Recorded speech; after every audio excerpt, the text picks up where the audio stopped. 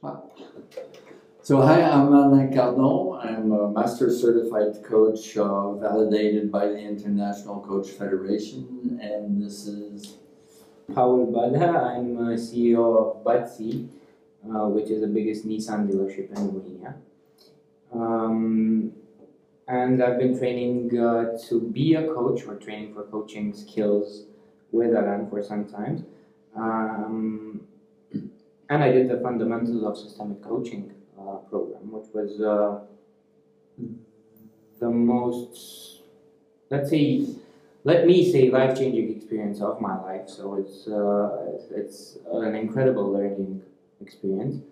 Can you tell us more about that? Because I have my opinion, but what's your take on it? my take is less, I would say, more as to explain the architecture. In other words, I think training is training, and it's not like teaching.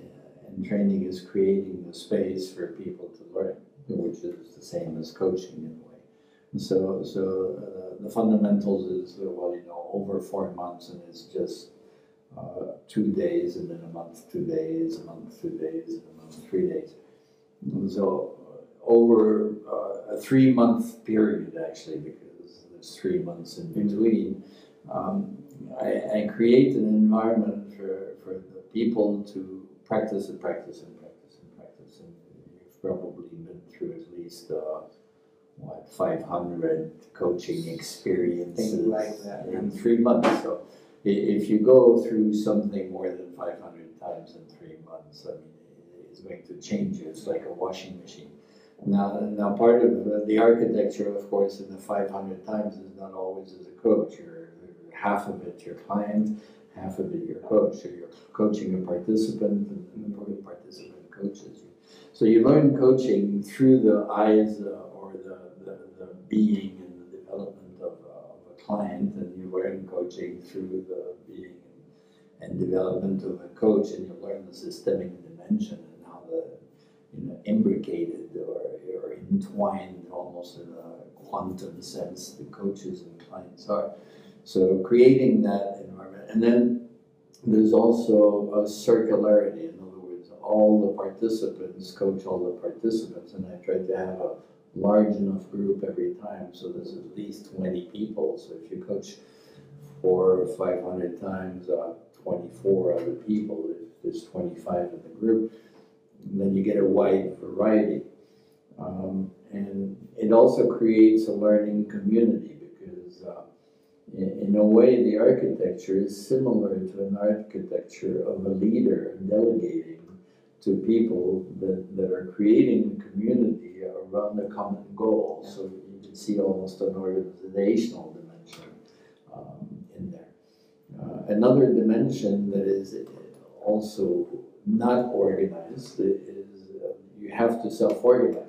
So the people, each coach or each trainee has to call the 24 other people, arrange for agendas. In other words, do their sales and weigh their marketing, because if they're not very good at it, they will lose clients and they'll attract less and less people. And if they don't answer the phone, so that's training them to be on the market and to be active on the market, and know how to call and organize and plan and find hours and place those hours. And in the course of the training, I can almost tell who's going to be very active on the market and know how to develop their clientele, and who's going to be much slower because they're just sort of sitting back and they're not calling, and when you call them, they don't answer.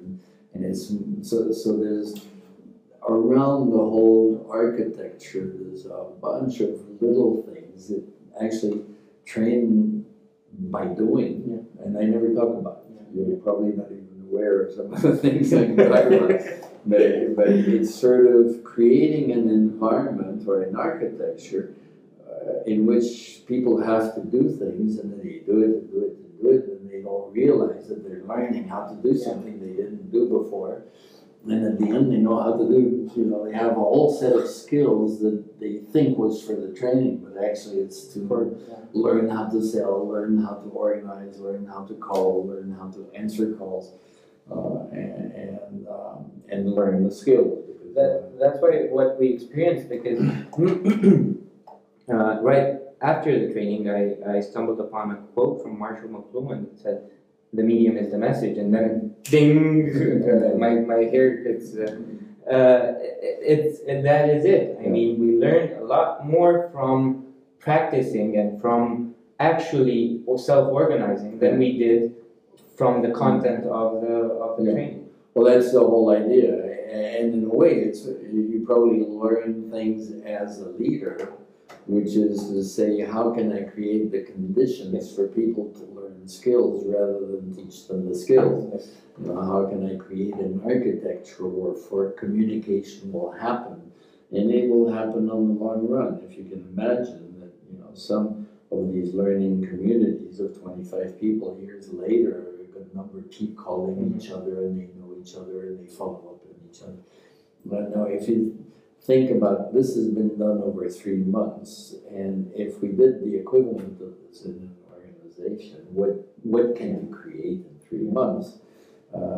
But through this kind of approach, which is a systemic approach, actually. So later, when the same coaches come to learn about organization coaching and leading a room full of, I don't know, 60, 100 people, basically they know the architecture, because in the room you're working in groups of 3s. Now, if you did the same architecture with groups of 10, you know, that each had a flip chart and worked for a longer time around something, it's the same architecture actually as organizational coaching that I've been teaching without telling people. Yes. So I'm preparing the awareness and I would say orchestration skills that I will, you know, tell people about later, because they already know it, because they've done it, you know, for months. But they just don't know. They don't know they know it. And I would say that's coaching skills in teaching, because it's creating an environment for people to grow, and the architecture is very important, because it will allow things that won't be allowed. For instance, if I organized the meetings, if I did everything for them, that would be more of a babysitting, centralized organization.